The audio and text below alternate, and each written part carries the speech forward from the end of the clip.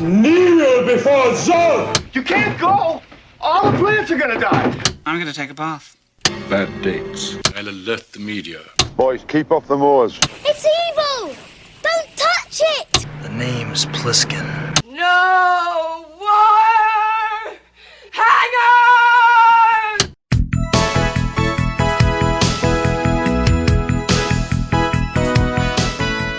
Welcome to Vintage Video, where we're rewatching the 80s so you don't have to. We'll be reviewing every major film release of the 1980s in chronological order, overanalyzing what you've seen and spoiling what you haven't. I'm Patrick O'Reilly. I'm Jesse Bayless. And I'm Richard Wells. And today we're discussing Carbon Copy, released September 25th, 1981. It was written by Stanley Shapiro, directed by Michael Schultz, and released by Avco Embassy Pictures.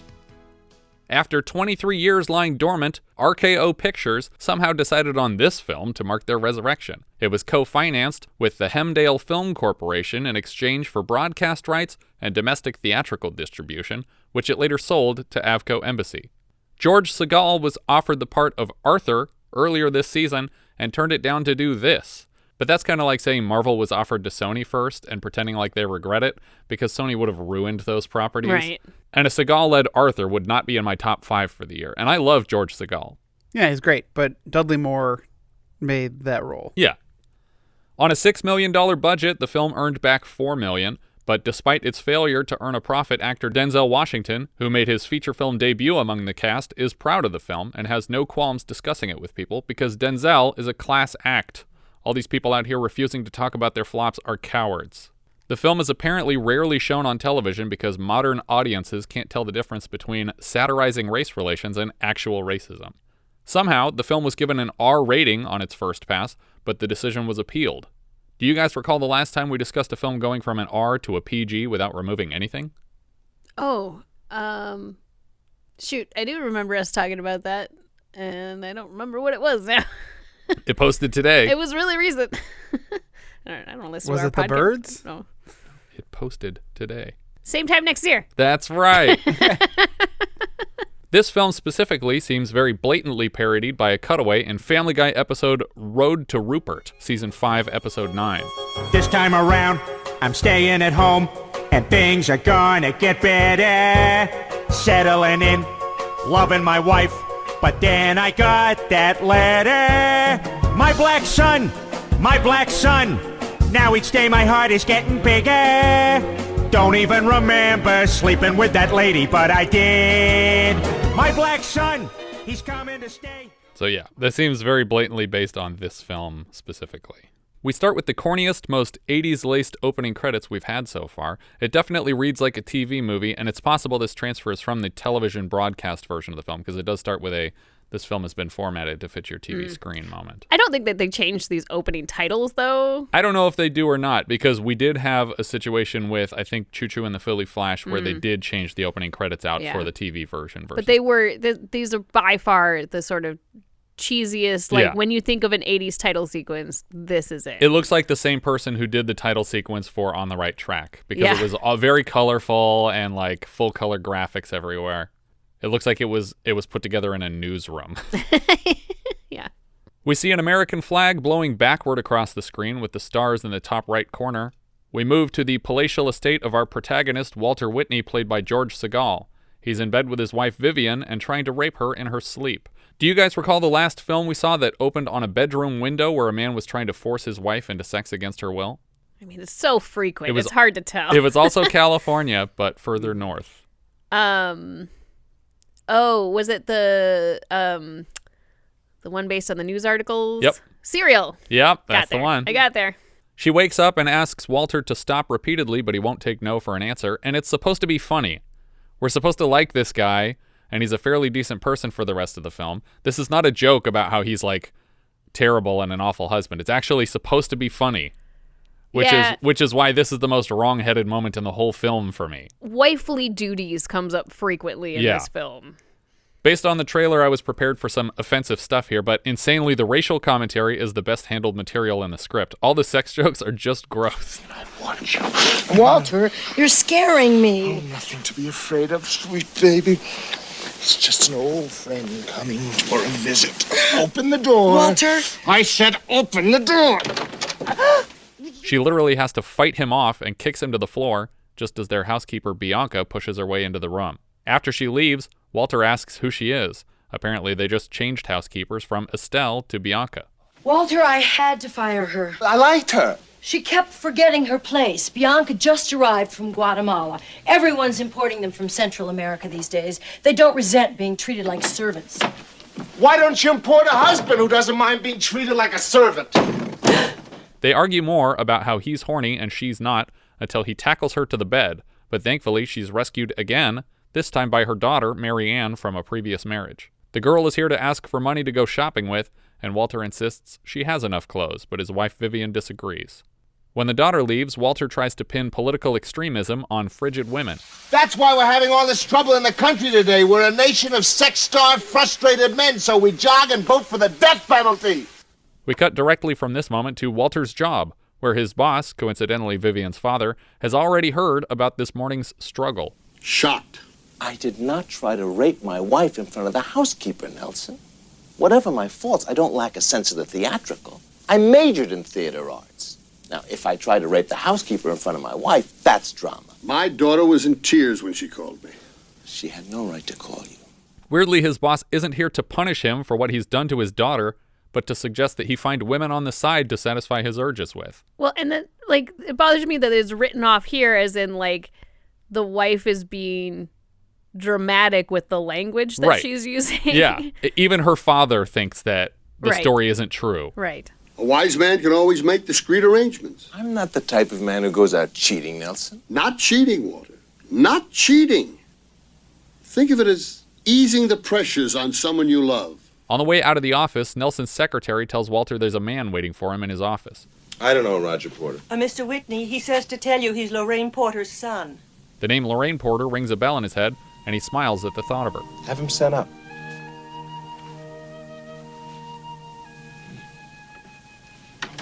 Lorraine Porter's son. Later, he opens the door to his office to find Roger, a very young Denzel Washington, in the doorway. Roger seems very impressed by the trappings. Nothing ratty-tatty about this place. And that's the way it should be up here where the hog is fat. No meat scraps. We're talking T-bone steak here, huh? And man, you're it, huh? The big ace in the card deck. Mm-hmm. I'm sure glad our zodiac signs crossed. It's like my horoscope said. Capricorn, baby, consolidate your financial future today. Here I was thinking I was just another little poor black orphan boy going to freeze in the cold white world. Lorraine? Your mother's dead? Gone. He asks about Roger's father, but he says Lorraine was never married. He makes a lot of jokes at her expense, and Walter takes offense on Lorraine's behalf. What the hell kind of thing is that to say? You don't talk that way about your mother. His patience for this conversation is run out. Roger lets Walter know more of what he knows, and implies that Walter and his mother were romantically involved in the past. Walter suspects this is an attempt at blackmail, and is shocked that Lorraine's own son could stoop so low. Well, if that's too much of a shock for you, you're liable to go into a coma when you get behind this. Hi, Daddy. Terrible music. It's such a sloppy, sitcom-y beat that just sounds like it comes from a show that teaches kids science. Instead of continuing this conversation, Walter's first move is to speed directly to his attorney's office. He's in such a hurry that he clips a parking meter on his way to the curb, and then for some reason carries the decapitated meter around with him. This is something Cool Hand Luke essentially got the death penalty for, and this guy can just do it as a joke. His attorney, Victor Bard, played by Dick Martin, is shocked by the news, and we start the scene with his reaction just as Walter's parking meter is running out in his arms. Your son? He starts to admit all kinds of things that he's never told his attorney. On top of having a black son, he also changed his name from Weisenthal to sound less Jewish. His attorney offers him a puff of a joint. It's too late. Too late. Oh, come off it. You're not in that kind of trouble. I'm Jewish, my son is black, and my lawyer smokes pot. Don't tell me I'm not in trouble. Hey, it makes me feel better and does not affect my judgment. Do you remember the last time we had a lawyer that smoked pot? Fear and Loathing? Or no, Where the Buffalo Roam? Yeah. Oh, okay. Yeah, he did a lot of stuff. Yeah, but it's relevant. That's true. He tells his attorney the full story. He met Lorraine in college, and they were in a relationship. He got a copywriter gig at Nelson's company and only intended to work long enough to save up for a nice wedding. He accidentally came up with a terrific slogan. The biggest lie I could think of. Unilectron, the company that puts people ahead of profit. Was that yours? Yeah. It's a biggie. 2 weeks later, I was a junior executive. Afterward, he got promoted to upper management. He was partnered with the boss's daughter, and Nelson told him that he'd never get anywhere married to Lorraine. But if he married Vivian, he could be running this company someday. We get a flashback to that fateful day. As we hear Nelson give the intimidating speech, we get Walter's editorializing between each line. It was more like the Pope talking to a parish priest. Someday you will sit in this chair, Walter. He promised the parish priest the Vatican. I'm only showing the concern your mother and father would show if they were alive. He slipped on my parents' ghost like you would an overcoat. As your mistress? Yes. But not marriage. He moralized. She would never be accepted by the right people. The fear of the unknown. As the wife of a plumber, a garage mechanic, an elevator operator, fine. A veiled threat to my future employment. We wouldn't want to lose you. A direct threat. I am not a bigot. He believed. But I am a realist. From that day, I've never known the difference between those words. The discussion ends with Nelson pointing out that people fall in love several times in a lifetime and he can do it again. Write to her. Tell her that getting married at the moment would not be practical. She'll understand. They're a very understanding people. Apparently, Roger found a stockpile of Walter's letters and decided to reach out.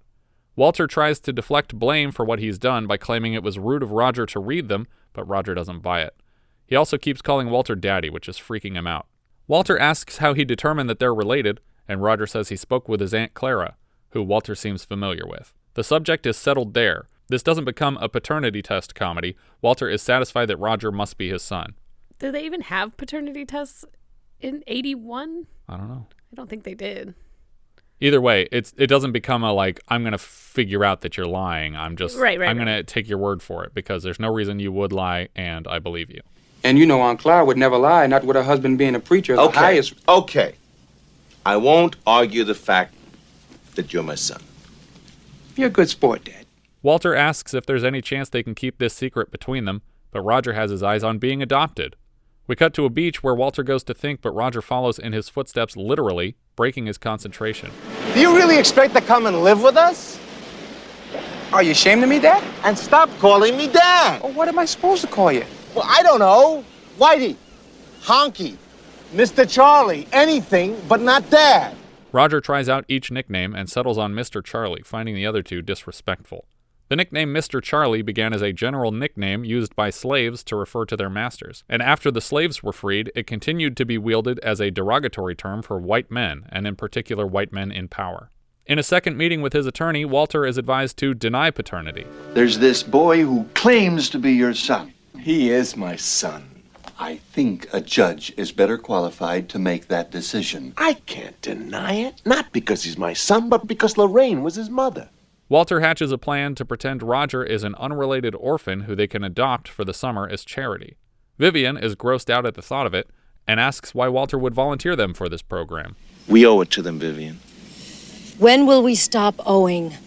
They already have welfare, low-rent housing, special job programs, and 4 of their own television series. When will we stop owing and be even? Jesus Christ. I love that line because the director of this film is African American, and obviously the point of it is to show this is what white people sound like when you're paying attention and you realize that it's completely ridiculous. Like, oh, 4 shows, that should be fine. What do we have, like 1,000? That's it. Walter tries to make it sound like they could be starting a trend that her friends would immediately join in on. Cynthia Robbins will be so green with envy, she'll probably go out and adopt one. That's true, isn't it? What about Gloria Pitcairn and Elizabeth Webner? Inventor of the webinar. Not webinar. That's a different Elizabeth.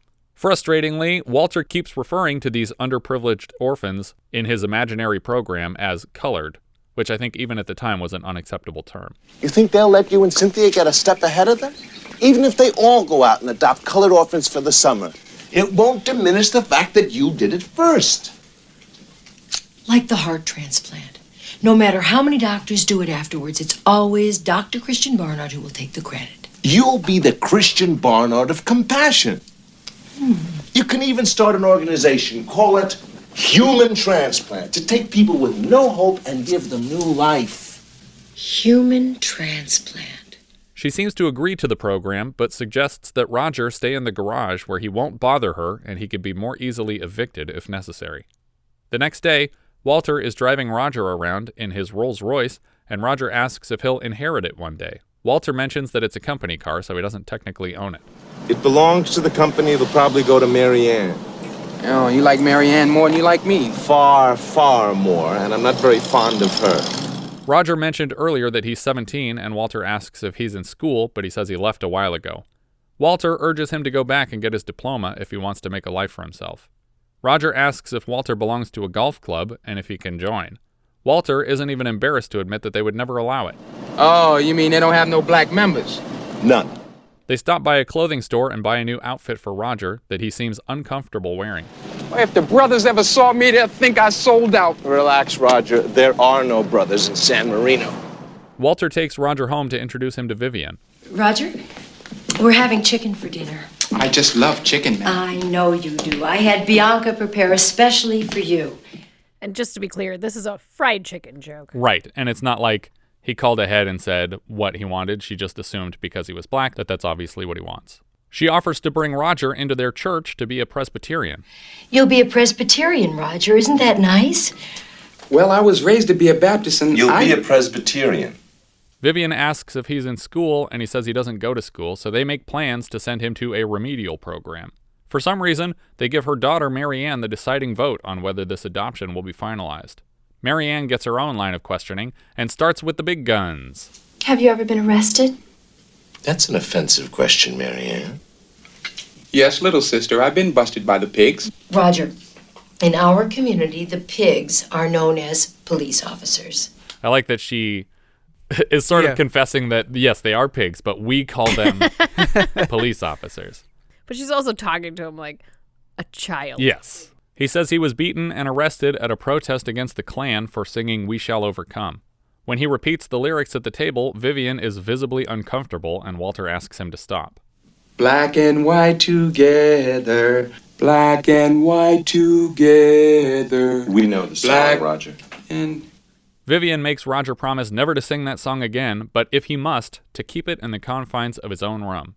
It seems like Vivian is the honky he was expecting his dad to be. The reason Mary Ann is being given the last vote is because of her new fiancé. His father is Judge Urkel. He's going to run for Superior Court. They worry it might affect Judge Urkel's campaign if his son's fiancé is living with an adopted orphan. Fiancé? Mary Ann and Dennis are going together, sort of unofficially engaged. When Mary Ann seems unlikely to approve, Walter takes issue with her having a say at all. I didn't take a vote when I adopted Mary Ann. She is my natural child. It was the only decent thing to do. By that logic, if he were my natural son, I'd have every right to expect you, my wife, to accept him. Don't make ludicrous parallels, Walter. No, I mean it, Vivian. If Roger were my son, you'd accept him? Yes, Walter, if he were your son, of course. All right, Vivian. I will let you be as good as your word. Roger is my son. I don't find that very amusing, Walter. Neither do I, but it happens to be a fact. That can't be. He's, And so was his mother. Of course, she immediately goes back on her promise and is offended at what she considers a trap. God will never forgive you for having a black child. How do you know, Vivian? Maybe he'll be pleased. Maybe God is black. You will burn in hell for saying that, Walter. From the next room, Walter can hear Roger singing We Shall Overcome and shouts at him to stop. The score gets very dramatic as though someone died, and we cut to the exterior of the same house at night. Everyone is very somber, and there are several cars in the driveway. It turns out they're just reacting to the news, and nothing terrible actually happened. A doctor and priest have been called to attend to Vivian and Mary Ann to treat their shock. How is she? She's under sedation. Reverend Hayworth is praying with her. On his way out of the house, a doctor scolds Walter for scaring his family with this news. You must be a sadist to flaunt a black son in front of her. I didn't flaunt him. And he's not black. He's what interior decorators call hickory bronze. Same color as your new car. I would just as soon you did not compare that boy to my new car. I like that line, though. These hickory bronze. The doctor informs Walter that he can no longer expect any medical coverage from him. In fact, he threatens to purposely fuck things up. I no longer consider myself your personal physician, and I would advise you not to get sick in San Marino, Mr. Whitney. The Reverend, played by Tom Poston, comes down the stairs and informs Walter that the family is leaving to stay with Vivian's father, Nelson. He's also been told about Walter's theory of a black god and suggests the comet is to blame for Vivian's condition. If you ever want Vivian to speak to you again, go upstairs and tell her that God is white. I love that line. He's so funny. But we're really not sure. I mean, the Hindus don't believe it, the Muslims, the Buddhists. God is white. It's simple logic. His son is white. That's not proof. I'm white. My son is black. I just love Tom Poston so much. And he shows up for these, like, one-off scenes in movies. Like, he was so great in Cold Turkey as, like, the guy who knew he wasn't going to finish the challenge, so he agreed to leave town at the beginning of it. The last lecture Walter gets here is from the big man himself, Papa Nelson. Nelson says that he needs to ditch his son because Roger is not fashionable, at least not yet, and he cannot legally recognize the boy if he wants a future at the company. The wind blows white, not black. Blows Whitney, not Weisenthal. Nelson is thinking down the line to the potentiality that when Walter's retiring, he might be handing over the reins to his company to Roger. Someday the torch of leadership, of power, will be passed to you. You must feel confident that when your turn comes to pass on the torch, you won't put it in the hands of someone who would burn down the country with it. Do you guys recall the last time a racist asshole accused black people of burning down the country? I do. Same time next year? That's right.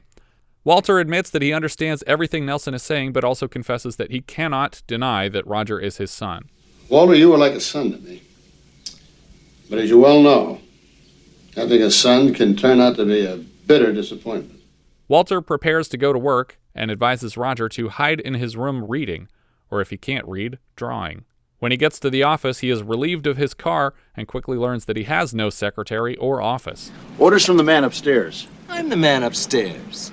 While Walter stands there planning out his next action, another employee of the company shows up to collect his credit cards, company credit cards, of course, and then chops them up right there in the parking lot. He finally gets to a phone in his lawyer's office to call his house when Roger informs him they're throwing all his shit out on the lawn, including his Dobro, which is a brand of resonator guitar made fully out of metal that were louder than regular acoustic guitars. Definitely not what I thought it was when they first mentioned it. My Dobro? It's like a GoPro, but for pizza. It's a pizza dough maker. Oh, okay. It's just a camera so you can tell when the pizza's done cooking. Does that make sense? After he hangs up, he tells his attorney what she's doing, and the man admits that he advised her to do it. You advised? You, my dearest friend? My lawyer? I'm still your dearest friend, but no longer your lawyer. I agreed to represent Vivian in the divorce. His attorney has another lawyer to recommend to Walter based on the specific details of the case, and we cut right to that lawyer's office. I don't object to him recommending you, Mr. Garvey. I object to the reason why he recommended you. Of course, the attorney, Bob Garvey, is African American, played by Oscar nominee Paul Winfield. Looking over Walter's paperwork, his new attorney asks how he intends to pay for legal services because there's no money here. All these accounts are in his soon-to-be ex-wife's name, and he has no way to pay. All right. Cutting through all the talk, Mr. Garvey. What am I worth? How much have you got in your wallet? $68. You mean that's it? That's it, baby. And I really wanted Garvey to say, then you're worth $48 and take $20 away for a consultation for fee. services. Well, it bothers me, though, that he's supposed, I mean, maybe he's not, but he's supposed to be this savvy business guy, and he doesn't know that he doesn't have any assets in his name. Yeah. I don't think that bothers me as much because I don't think he is a savvy business guy. He came up with one dumb quote and he got like a desk job where he does nothing all day. And now he's treated so well because he's married to the daughter of the owner. And I think Nelson has probably a highly powerful team of attorneys that are making sure that literally nothing is in his name so they can take it all away at a moment's notice. I feel like he would still have some things like a life insurance policy that you could cash out. Maybe. He for sure has a life insurance policy. Maybe he's got some Bitcoin rolling around. Garvey pulls a couple beers out of his mini fridge to share with the man. He tells Walter that his former father-in-law is forcing him to live as a black man to win him back to the company. Later, we see Walter and Roger checking into a cheap hotel, and after they pay for the room, the woman who owns the place tells them she'll give 3 short rings on the phone if the Vice Squad shows up. I can't tell if this is a joke that Walter is here to buy drugs from Roger, or that they are here for sex together, but the woman is very amused by Walter's claim that Roger is his son. It's definitely the latter. Okay, that's how I read it the first time. Yeah. But then later on, and in other podcast reviews of this movie, people were saying, oh, because they think he's an old guy that's just here to buy drugs from a kid. You don't need a hotel room to buy drugs. People do that, though. Do you buy a whole hotel room just to buy drugs? Yeah, it's part of why when a lot of hotels won't actually check out a room to someone who lives in the same city, because it's either there for sex or drugs, selling things. He happens to be my son. I've heard them all, mister, but that's cute. Hey, Daisy, fell out here, so wait till I tell you. In their room, Roger tries to smack a quarter out of their pay TV, but Walter makes him stop. The next day, Walter seeks employment from friends, but word has gotten out what he's going through, and no one can hire him. Nelson called the old man this morning, Walter. No chance, huh? Your name is shit around here. A friend tries to offer him cash to survive on, but Walter is too proud to accept it. Well, see you around. See me around where, Walter? That's true. Walter heads to a bank to take out a $2,000 loan, but his regular banker doesn't trust him to pay anything back. I'm giving you the ultimate collateral. Walter Whitney's word. But your name isn't Walter Whitney. Back in their room later, Walter realizes they only have $30 left to survive on. He shares a bagel with his son and claims it's soul food. This is soul food? To my group, yes. You know, you're not the only people who have soul. That sandwich is the result of 6,000 years of suffering. Roger asks why he changed his name if he's so proud of his Jewish heritage. Roger tries on both last names and agrees that Whitney sounds fancy, and Weisenthal sounds like people would make fun of him. Walter is annoyed and goes for a walk, where he notices a father and son practicing basketball in a park. He challenges the father and son to a game of 2-on-2 fathers and sons. When he comes back, both fathers think he's brought a ringer in the form of Roger, but Roger doesn't get a chance to explain that he sucks at basketball. You didn't tell me we were going to play basketball. Don't slam dunk it right away. It'll scare him. When the game kicks off, we hear the Harlem Globetrotters theme over people sucking at basketball, which we learned earlier is actually the old jazz standard Sweet Georgia Brown. Do you guys recall the last time we heard Sweet Georgia Brown playing over a basketball game? As a Harlem Globetrotters reference? Was it an airplane? No. But I assumed that would be your guys' first guess because it has an actual basketball player in it. Yeah. But it's also people sucking at basketball. Oh, I was going to say, what was the Visitor or... What? You're close. Yeah. You're close with The Visitor. Because I was thinking of movies that had basketball in it. It is a movie with aliens also. Oh, I got it. It's the made for TV but not made for TV one with That's the green right. monkey. What was that called? Earthbound. Earthbound is correct. Yeah. Very good. The strangers win the game handily. As they walk defeated back to their apartment, Roger recommends a place that will hire anyone if Walter's willing. Apparently, someone told him about it while he was giving them a ride, and Walter is livid to learn that Roger has kept a car secret this whole time. It's quite a Frankenstein of a totaled vehicle, though, and they can barely get a few blocks in it. What the hell was that? I don't know. We may be on fire. On fire? I like how he really doesn't care about it. Like, he's so smooth for this whole movie. Like, every single line that he delivers is just so great. I'm sure they were all, like, first takes, too. Denzel's just magical. Yeah. During this scene where they're driving the car, Yeah. I was like, oh, well, this is L.A. It is, yeah. And- Because San Marino's in Los Angeles. Yeah, but as far as like the specific like areas, like Right. you know, I started to recognize storefronts and stuff from the Mhm. valley. I definitely see them on Chandler and Magnolia a bunch. yeah, and like they were driving on Cahuenga. I was like, okay, Yeah. I know exactly where this is. The brakes go out and they accidentally push a bicyclist into an open car door on the side of the road. In the room that night, Roger suggests signing up for welfare, but again, Walter would consider that a surrender on his part. It suddenly occurs to Walter where they keep the money at home in a safe behind a painting. So he breaks into his own bedroom that night dressed as a burglar. This is the most cartoony moment in the film, I feel like. Yeah, but it gets worse really quick. Behind the painting, he finds an empty box, and when he claps it shut, his wife bolts upright in bed. She realizes there's a burglar in the room and surrenders herself to the stranger sexually before he even has a chance to imply that's what he's here for. Do you guys recall the last time we saw this joke about a woman prematurely surrendering to an intruder sexually? The intruder just laughed it off and walked out of the room. Polyester? No. Cheech and Chong's next movie. I still don't remember. Because Chong was like, oh, I got to go into that apartment and get something. And then he went into the apartment and the woman was like, go ahead, rape me, we'll see what happens. In that scene, Chong is amused by the woman, but here Walter decides to take advantage of the opportunity.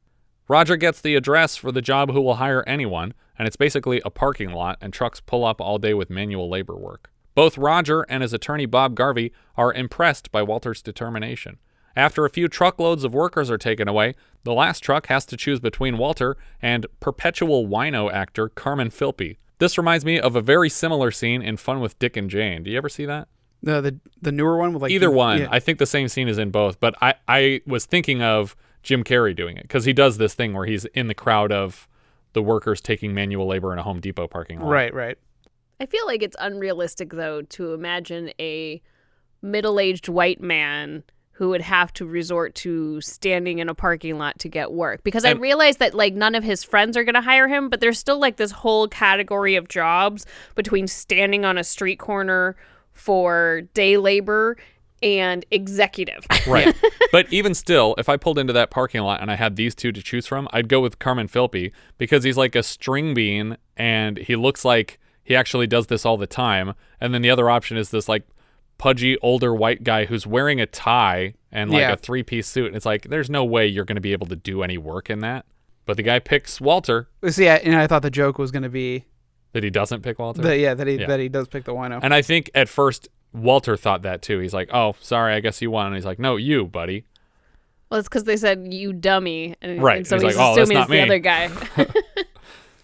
Walter barely has time to get in the bed of the truck before it pulls away. And I think this is actually George Segal like jumping into this truck as it's skidding down the road. I hope not. It looked pretty cool. The job is to shovel manure in a barn all day. The man drops Walter back off where he picked him up at the end of the day, and Roger finds him there. Walter can barely sit up straight or say a word, and Roger takes him back to their room. Walter tucks his earnings for the day into a coat pocket and then turns to look out the window at all the people who have to live this life every day.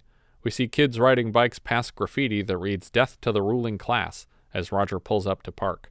This is their new apartment in Watts. I don't mind living in Watts, but do we have to live in the poor section? The apartment is a complete mess. Cabinets are torn open, the ceiling has gaping holes in it. This whole floor of the building has a shared bathroom, but each room gets their own toilet seat so that they can keep it clean. Yeah, and just get yourself some shower sandals. Perfect. Now, it wasn't easy for me to get you in here, Mr. Charlie. I mean, they weren't too happy about having a white person in the building. You're here on a trial basis. Well, I don't want to lower the standard of living. Roger sits on a couch and a spring pokes him, so he uses their custom toilet seat to sit. Walter notices a box in the room, and Roger says it's full of his mother's things. Then he watches him open it. It's Walter's clothes from a long time ago that Lorraine held on to in the hopes he might return. Roger makes fun of Walter when he sees the shoes don't fit, and Walter says they don't fit because he's been working all day. In a couple of weeks, you're going to have a trade. You'll get a job. And then each of us goes his own way. Until that time, I'll shovel it. I'll live in it. But I won't take it. Meaning he's done taking Roger's shit. For the first time, Roger looks genuinely impressed. Roger goes for a walk, and Walter fishes his dobro out of their junk pile. He lays back to play it by himself on the couch.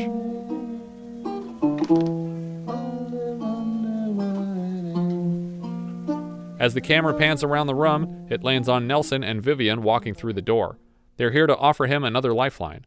Nelson admits he's impressed that Walter has withstood so much. Walter asks what will be done about Roger, and they intend to sell him off to the military. And if by chance he survives? Clearly, they are writing Roger out of the family photo permanently. Nelson gives the floor to Vivian to plead with Walter. She promises she can be warm and compassionate again. But only for burglars. Oh, Walter. I knew that was you all along. I don't know why they gave her this line, because it totally negates the point of that scene. Yeah. After they leave him alone again, Walter hears gunfire outside and jumps off the couch. Outside, he sees Roger running full speed down the sidewalk. He comes skidding into the apartment and says the cops mistook him for thieves, and he ran when they showed up. Innocent people don't run from the police. Yeah, maybe not in San Marino, Mr. Charlie. They were probably just trying to find out what happened. Yeah, When a cop yells, freeze your ass, nigga, he's made up his mind. What happened? The cops pound on the door, and Walter tosses his son into the Murphy bed, which then folds up into the wall. Do you guys recall the last time we saw someone folded up into a wall in a Murphy bed? I remember that the earth moved. That's further back. Oh. Well, there's the Great Muppet Caper and Little Miss Marker. Correct. And the one he said. What is that movie? What is the earth moved from? I don't remember. What else is happening in that scene? A girl wants to watch a talk show that hasn't started yet, and that's her excuse for not having sex with a guy. It's because she wants to watch a show that hasn't even started yet. And then he gets frustrated and punches the bed, and it folds up into the wall. I don't know. Gas. Oh, I've completely blocked that one out. I'll never remember that. Go on, gas. Yeah. We don't know. Keep gassing. You're so close. Oh, it just made me sad because Leslie Jordan died. I know. I just realized I was doing his voice. That's terrible. Oh, shit. How y'all doing? I love that guy. That's a bummer. With Roger successfully hidden, Walter moves to answer the door just as the cops kick it in. He hides behind it as they enter with guns drawn, and then shouts to distract them before running out the door. I wanted them to just shoot him to death. Right as he's leaving, he's like, shove off, pigs. Bang, bang, bang. He just falls down the steps. Well, what I thought was going to happen was they were going to barge in and just see that there was a white guy here and go, oh never mind. Like, sorry, sir. Yeah. Carry on. Shove off, pigs! They chase him back out onto the street, and we cut to a shot looking between bars at Roger at a table in jail. The immediate implication is that he still got arrested for the crime that he didn't commit, but then we notice that there's a divider down the middle of the table, and Walter is let in by prison guards. He has successfully been arrested to protect his son. Roger isn't completely won over yet. He says that Walter's only doing these things to win points with him, but that he still sees him as fundamentally different. He thinks his mother deserved better than this guy. I looked at you in that big office and I kind of went crazy inside. I said to myself, this is the man who broke Mama's heart. The man she spent her whole life loving and waiting for. And she died loving you, Mr. Charlie. I think you ought to know that. He admits that this whole plan has been a scheme to get Walter angry enough to hit him so he could fight back, but no amount of revenge will bring his mother back. You should have given her a better life. I should have given her a better life. Walter emphatically agrees with Roger. He confirms for Roger that he loved Lorraine very much. Roger says Walter doesn't have to stick around until he lands on his feet. He has Roger's permission to return to his family and cushy job. We cut right to Nelson's office, and they have a bit of a disagreement on how different people should be treated. Well, you can't have winners if you don't have losers. Why can't we all win, Nelson? No losers? That's what life is all about. Even death has heaven and hell, winners and losers. It's hard to hate you, Nelson. You have just enough logic to give your sickness respectability. You've sentenced whole races of people to be born losers. And as the father of one, I object. Not that he was born with 2 strikes on him, but that you won't give him a third pitch to swing at. He's not here to take back his life, but to reject it. On the road out of Los Angeles, Walter rides with Bob Garvey to wherever Roger is. Walter is confused why his son is no longer pursuing the trade they planned for, and Garvey explains that he'll be starting college soon. Turns out, when Roger said he left school, it was because he graduated early. Walter just assumed he meant he didn't finish. And that was actually my first thought when they were in the car and he said that. I was like, oh, the twist here is going to be that he's graduated already and he's doing fine. Roger received a scholarship from Northwestern. That's where I went. He's in his second year of pre-med. Walter realizes that Roger was right, that he saw a black son before he saw his own son. They eventually find Roger on the side of the road working on his broken-down car. Amusingly, because Washington plays a doctor after this in St. Elsewhere, it's possible this is a prequel to that. It's funny, when they mentioned earlier that sending him into the military, I was thinking of Courage Under Fire. Oh, or Glory. Also, yeah. What? We got to send him into the army back in time. Now that the secret's out, Walter tells Roger that he might find a part-time job near the college so they can spend more time together. I mean, maybe we'll never get to be friends, but then maybe we will. I mean, it's worth a try. Yeah. Roger agrees to bring Walter along on his drive, so Walter collects the rest of his crap from the backseat of Garvey's car. Garvey is ecstatic to see this father stepping up and taking responsibility. Well, all right. All right. Father and son drive their jalopy out into the desert, and once they get going, Roger slips a photograph out of his pocket. Hey, by the way, found this picture of Mom, thought you might like to have it. Walter looks at the photo for a moment, and father and son share a glance as though this is a punchline of some sort. Yeah. I was so confused. It's very weird. I was ready for them to say, wait, that's not the Lorraine I knew. Yeah. It's a Japanese woman. It's like, what? Or fuck? Or I thought it wasn't going to be him in the photo. Like, George Segal. Yeah. And I was like, is that him? I can't. The quality is so bad. Is that him? I don't know. What if this is a joke? It's Elliot Gould. It's like, what? Do we all look alike? It's just a photo of Walter and Lorraine together. In his lap is the dobro, so maybe the point is that he kept it all this time as a memory of her. Mm. But I don't think that the camera focuses on it enough that that's the point. Is the guitar thing in the picture? Yeah. Oh, I missed that. And I think that when he's playing it on the couch, it's because he's thinking about her. And it's the only possession that he cares about when he finds out that they're throwing all of his stuff in the lawn. And the skis, apparently. They could have hit that a little harder, I think. Well, there were also skis behind them in the photo. There. Richard bought it for like a quarter of a second. I was like, wait. No, this is Patrick's bullshit again. They both laugh, and the corny song starts up again for the first time with lyrics provided by the great Paul Williams, and the version with words is a little more tolerable than the super synthy nonsense one. Parts of the car fall off in the road as they disappear to the horizon, and the credits scroll. That's Carbon Copy. It's not nearly as racially gross as I expected it to be. It's actually like a sweet story between a father and son, and it has important things to say. But all the sex stuff is so weird, it feels like the studio pushed them to put this stuff in there because they were like, you got to do something. It can't just be a heartwarming father-son story. And it's not super funny. No. It feels much closer to just being a straight drama. And I also, like, as much as I love Denzel and everything, I feel like his character doesn't get enough to do here. Because so much of the film is him playing a character. Like, he's not just playing Roger, but he's Roger playing a fake Roger to screw with Walter. Mm-hmm. And I feel like we don't really get a good sense of the actual character of Roger. Yeah. Because the whole time he's in this prank mode. Yeah. But I think him and George Segal are great. I think they have chemistry together. I think they're entertaining. Yeah, it was okay. Like, Yeah. There was nothing wrong with this movie. I think that you're right in that, it was clever in terms of the satire, but it's not a movie that I think has a lot of rewatchability. Right. And I can see why it landed at Avco, even with bigger people in it, like George Segal and Jack Warden, because at the time, I think the bigger studios were already getting to the point where they're like, we need to be more sensitive about this stuff, and this scared them, I think.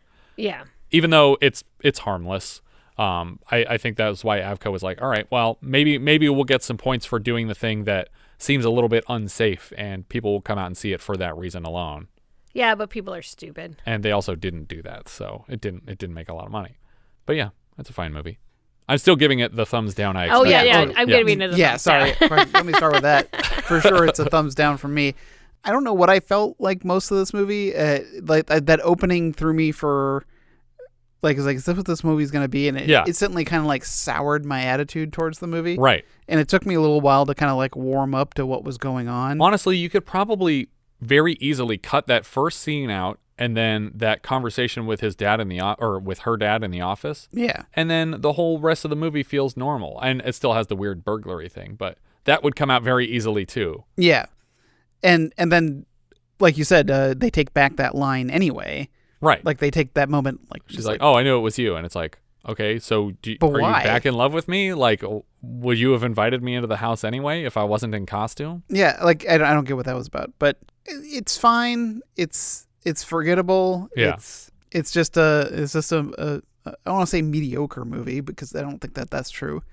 But I don't know. Like, I really don't have anything to say about it because I just don't feel anything about it. What would your post-credit scene for this movie be? My post-credits scene? Yeah. Because I just realized what mine would be. I think it would be funny to have him be... Well, because he mentions getting a job somewhere, but it's really vague about what it is. So it's like fast food or something? Well, I was going to say it's either fast food or like I can see him like working at a dealership. Oh, okay, yeah. Like he's like selling cars or something. Yeah, or he's playing that dobro somewhere, or with a band maybe. Make it even more heartwarming. Yeah. But the post-credit scene I was thinking of would be, it's like the middle of the night, and you're looking at just a window. You're looking out of a window from a bedroom, and a burglar climbs up, and then he opens the window, and it's Walter's attorney dressed as a burglar because he's now with Vivian. And so it's just like, that's just their thing. That's their role-playing thing now because she realized she had a thing for burglar fantasies. And then, but when he gets inside, Nick Fury is sitting there. No, that doesn't make sense. Letterboxd. What did you have for this one, Jess? So I have this one at number 80 out of 126. It's below Backroads but above Modern Romance, which I think had I know you love that movie like for some reason, but that's how I feel about this one, where I'm just like, yeah, there's some interesting writing happening, but I don't want to watch that again. Oh my goodness. Richard, Letterboxd. I'm shifting it. Shifty. I drive cars that shift themselves. All right. I am putting it there. I rank films that shift themselves. I have it at 60, which puts it below Deadly Blessing and above Endless Love. Above Endless Love? Oh my gosh. You guys hate my favorites. I have this in 90th, which is just under Winter of Our Dreams and just above Continental Divide. I don't think either of you will complain with those. It's all good. Because there's a wide gap between those two movies. Our director here is Michael Schultz. He's an African-American director, possibly only our third after the directors of Hearse and Stir Crazy. He previously directed Cooley High, Car Wash, and Sgt. Pepper's Lonely Hearts Club Band. He went uncredited for his work on Bustin' Loose after extensive reshoots. He later directs The Jerk 2, the TV movie, and The Last Dragon. He also directed a handful of Young Indiana Jones episodes, some Ally McBeals, some Chucks, an episode of Crazy Ex-Girlfriend, Arrow, Blackish, New Girl, and more recently he directed a few Black Lightning episodes. The writer here was Stanley Shapiro. Shapiro also wrote Dirty Rotten Scoundrels and the remake The Hustle with Anne Hathaway and Rebel Wilson. That's two very different films. Did he write both, or was he just like original story by? No, credited screenwriter on both films. Wow. The music here was from Bill Conti from Gloria and Private Benjamin last season, and For Your Eyes Only, Victory, Patreon pick, and Unmarried Woman this season. He's back for Neighbors later. He composed Harry and Tonto, Next Stop Greenwich Village, and most famously the Rocky theme. Cinematographer Fred J. Konekamp was the DP on 90 episodes of The Man from U.N.C.L.E., and later Patton, Beyond the Valley of the Dolls, Billy Jack, Papillon, The Towering Inferno, Fun with Dick and Jane, The Swarm, The Amityville Horror, and we've seen his work so far on The Hunter, First Family, and First Monday in October. Editor Marion Segal, she was an associate editor on Last Married Couple, which also stars George Segal, with whom she shares a last name and also a marriage. She would separate from Segal in 1983 and went on to marry Graduation Day director Herb Freed. George Segal played Walter Whitney. He was on Just Shoot Me. He has an Oscar nomination for Who's Afraid of Virginia Woolf. He's Dr. Benton C. Quest in 96 Johnny Quests. He's Mikey's dad in Look Who's Talking. He's in The Hot Rock, Where's Papa, Roller Coaster, and hundreds of episodes of The Goldbergs. Susan St. James played Vivian Whitney. She's the titular wife of McMillan and Wife. We've seen her so far as Jane in How to Beat the High Cost of Living. She was also Kate in 122 episodes of Kate and Allie, opposite How to Beat the High Cost of Living co-star Jane Curtin as Allie.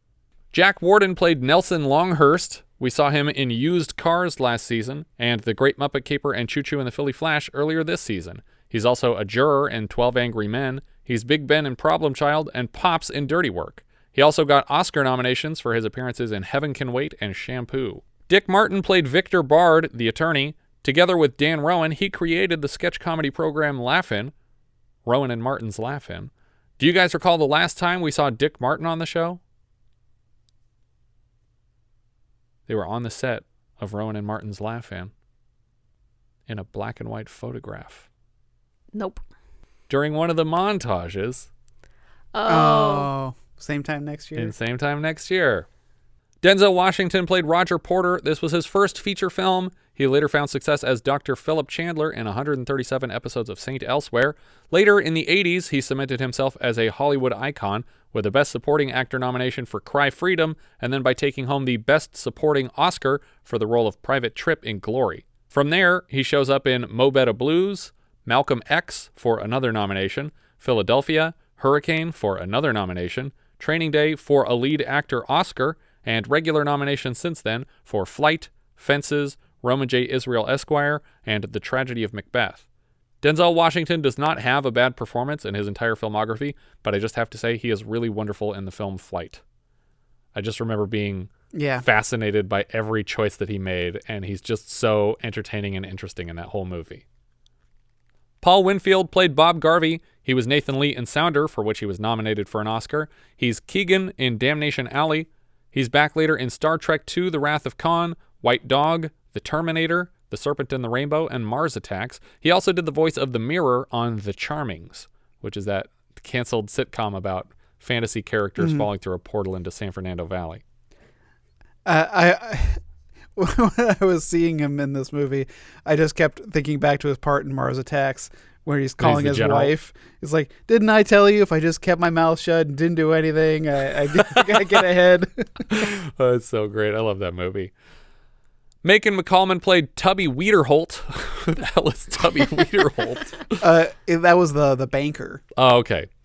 We saw him last as Deputy Queen in Deliverance, and earlier this season he was Dr. Atkins in The Incredible Shrinking Woman. Not that Dr. Atkins, because it was a fictional character.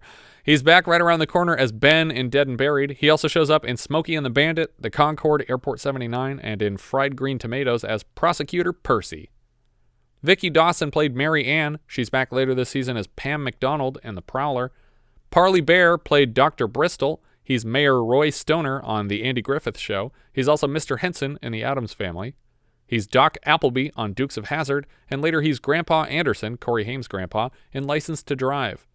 Vernon Weddle played Wardlow. He was Reverend Hubbard in Norma Ray and General Washburn in Short Circuit. Edward Marshall played Freddy. We've seen him so far as Bob Enright in 9 to 5 and a doctor in The Hand. Ed Call played the father on the basketball court. He's Mr. Lance, Johnny Depp's dad, in A Nightmare on Elm Street. Angelina Estrada played Bianca. She was Aunt Bolita in Up in Smoke, Rosa Santiago in Ghost, and Carlos's mother in Freddy's Dead: The Final Nightmare. Carmen Philby played Wino. We last saw him as another Wino in Escape from New York, and then a minisode for On the Nickel. Later, he's a Wino in Pee-wee's Big Adventure. He's a messenger in Beetlejuice. He's Reverend Jackson P. Sayer in Halloween 4, a Wino in Alligator 2, and Old Man Withers in Wayne's World 2. Yeah, his part in Beetlejuice, he's like the guy who's flat, right? He's like, and he just keeps going into the crack in the wall. He's like, how do I look? There are no mirrors on this side. Kenneth White played Burly Man. He was Chester in Up the Academy and Grumman Rep in Apollo 13. Tom Poston played Reverend Hayworth. He makes regular appearances on The Bob Newhart Show, The Steve Allen Show. He was Mr. Bickley on Mork and Mindy. He's George Utley in 148 episodes of Newhart. More recently, he was Kitty Foreman's father Bert on That 70s Show, and we saw him last year in Up the Academy as an unfortunate gay stereotype, and then again in our Patreon review of Cold Turkey. Greg Finley played First Guard. He's the voice of a mascot in Ace Ventura: Pet Detective, but I don't know which mascot. Presumably Snowflake. Are there many in there? Well, I mean, it's probably the mascot that he fights at the end. Yeah, that's what I was thinking. Jim Greenleaf played Basketball Boy. He played Fat Solowitz in Gorp. He was also Ox in Evilspeak and Swanson in Tag the Assassination Game. Helen Barron played Secretary. She was Selma Lemish in Private Benjamin and Woman Buyer in Poltergeist. Patrick Wright played Truck Driver. He's Brad Phillips in Cannonball and another truck driver in Graduation Day. Lee Garlington played an extra. Garlington was also an extra in King of the Mountain earlier this season, and Lee is back as Myrna in Psycho 2 and 3, and Nancy Stalk in Cobra. I think that's everything for Carbon Copy. If you guys have any thoughts you'd like to share, we are Vintage Video Pod on Twitter, Facebook, Instagram, YouTube, and Letterboxd, where, as I've said before, you can find each of our full movie rankings for the year. We can also be found at vintagevideopodcast.com. We also have a Discord now. You can join the 24/7 movie chat and share your thoughts on episodes past, present, and future at vintagevideopodcast.com/Discord. And if you're listening on YouTube, don't forget to subscribe. What's that sound? We got one! That's right, it's a new patron, Sinju. As a $5 patron of the show, Sinju now has access to 34 full-size 70s reviews and 40 minisodes from 1980, and a hand in choosing next month's film. For December of 1972, $5 patrons are choosing between the following 13 titles. Oh, boy. Decembers are always an embarrassment of riches, and I apologize for anything we won't get to from this pack because they're all pretty great. Avanti, Billy Wilder's romantic comedy based on Samuel A. Taylor's play of the same name, about a man, Jack Lemmon, sent to retrieve his tycoon father's body from Italy only to learn the man has died with his mistress. Child's Play, Sidney Lumet's non-Killer Doll film from the same editor of the Killer Doll film, a mystery about feuding instructors at a Catholic boarding school starring James Mason, Robert Preston, and Beau Bridges. Cries and Whispers, Ingmar Bergman's drama about the reunion of three sisters as one of them nears death of cancer, starring Harriet Anderson, Carrie Silwan, and Ingrid Thulin. The Doberman Gang, Byron Chudnow's action comedy about a bank heist that utilizes 6 Doberman pinchers. The first film of composer Alan Silvestri, and is shot entirely on location in Simi Valley. Oh. Isn't this the one that you looked up for a guy on Twitter? Yeah, somebody was just asking us about this one. That's why I was like, I should put that on the list then. The Getaway, Sam Peckinpah's heist thriller about an ex-con and his wife on the run from the law after a heist gone wrong. It stars Steve McQueen and Ali McGraw, who I believe met on set and later married. That seems like the standout so far, like the one that most people will recognize. It gets real bad moving forward. Okay. The Heartbreak Kid. These are movies that I know people are going to be excited about, and now they have to choose already between The Getaway and The Heartbreak Kid as the front runners. Mm-hmm. Elaine May's dramedy about a newlywed man who falls in love with another woman on his honeymoon. It stars Charles Grodin, Sybil Shepherd, and Jeannie Berlin. Hitman, George Armitage's crime drama about an ex-cop trying to uncover the mystery of his brother's death in Los Angeles' underground porn scene. It stars Bernie Casey and Pam Grier. Images, Robert Altman's horror drama about an unstable children's author killing off a series of demons while struggling with her own sanity. It stars Susanna York and Renee Auberjonois. Jeremiah Johnson, Sidney Pollack's adventure film about an aspiring hermit mountain man targeted by the Crow tribe and set on a warpath. It stars Robert Redford, Will Greer, and Del Bolton. The Life and Times of Judge Roy Bean, John Huston's dramedy about a self-appointed Texas judge who dispenses his own brand of justice, starring Paul Newman, Jacqueline Bisset, Tab Hunter, John Huston, Stacy Keach, Roddy McDowell, Anthony Perkins, Anthony Zerbe, and Ava Gardner. Well, that's a cast. Right? Man of La Mancha, Arthur Hiller's drama fantasy, retelling the Don Quixote story, starring Peter O'Toole, Sophia Loren, and James Coco. I love that. I hope James Coco is Sancho Panza. He is. He is. He absolutely is. But Peter O'Toole as Don Quixote is brilliant. I just love that casting. The Poseidon Adventure. Oh, man. Ronald Neam's disaster epic about the overturning of a cruise ship at sea and the struggle of 9 survivors to escape it before it goes down. It stars Gene Hackman, Ernest Borgnine, Red Buttons, Shelley Winters, Roddy McDowell, Stella Stevens, Jack Albertson, Pamela Sue Martin, and Leslie Nielsen. I mean, don't pick that one unless you want to just hear us liking it a bunch. Yeah, that's fine with me. And finally, Sleuth. Oh, Joseph L. Mankiewicz's mystery thriller about a battle of wits between a game master and his wife's lover. It stars Sir Laurence Olivier and Michael Caine, each of which will be celebrating their 50th anniversaries this December. You know what? Pick that one. That's an insane month of films. But Sleuth, I think, would be a really fun one to actually sit down and work through, though I'm sure it's a lot of work for you. I'm sorry. I mean, the cast part would go real quick. The cast is quick. But just, can you imagine being like a film lover in December of 1972 and seeing all these films for the first time? That's crazy. Yeah. Thank you so much for listening, and I hope you'll join us next time when we'll be discussing Mommy Dearest, which IMDb describes like so. I'm going to read this exactly how the person typed it into IMDb, and IMDb left it at the top of their page.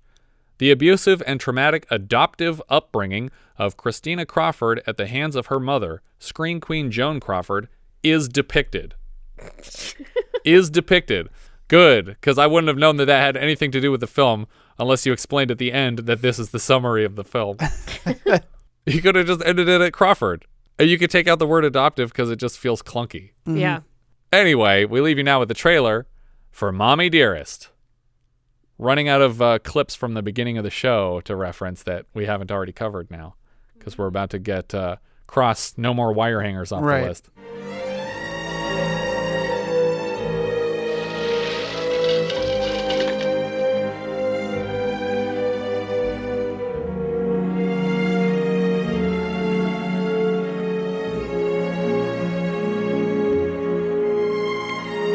We're ready for you, Miss Crawford. To a truly great lady, Miss Joan Crawford. You know what's missing in my life? Come on, you've got everything you want. No, I don't. I want a baby. Out of the question. Don't you dare judge me. We have a moral and legal responsibility, and what you're really doing is denying one of your children the opportunity to live a wonderful and advantaged life. You're a lucky little girl, and very expensive. You cost me a lot of favors. Christina, darling, I'm gonna make a perfect life for you. Are you having a happy birthday, Christina, darling? This is the best party I ever had. I love you, Mommy dearest. I love you, Tina, darling. You lost again. It's not fair. You're bigger than I am. Ah, but nobody ever said life was fair, Tina. I will always beat you. Then I'm not gonna play with you anymore. Ever. I'll tell you what you're gonna do. You're gonna march yourself upstairs to your room and will stay there. No, I won't. Yes, you will.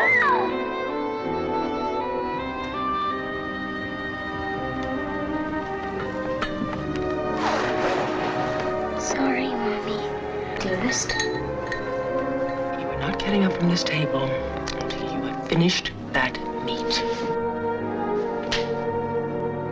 Have I ever lied to you in your whole career? Or given you one piece of bad advice? Your treatment of me has been divine. Good.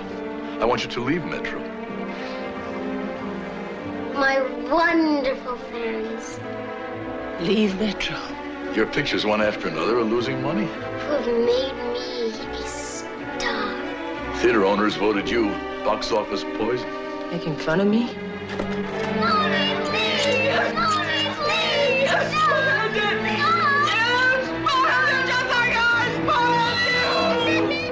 Mayor should know the price I pay. Truth is, you're getting old. You're nothing but a rotten, crooked lawyer. The biggest female star he's got. Look at this floor. Do you think it's clean? Clean this floor. You and me together. Screw up. Look at that. Nothing's clean. Oh, later. What's wire hangers doing in this closet when I told you no wire hangers ever? $300 dress on a wire hanger. We'll see how many you got in. We're gonna see how many wire hangers you've got in your closet. Tell me what? Yes, Mommy dearest. When I asked you to call me that, I wanted you to mean it. Joan Crawford, the most dramatic role of her life, was her life. Frank Yablans presents Faye Dunaway as Joan Crawford in Mommy Dearest.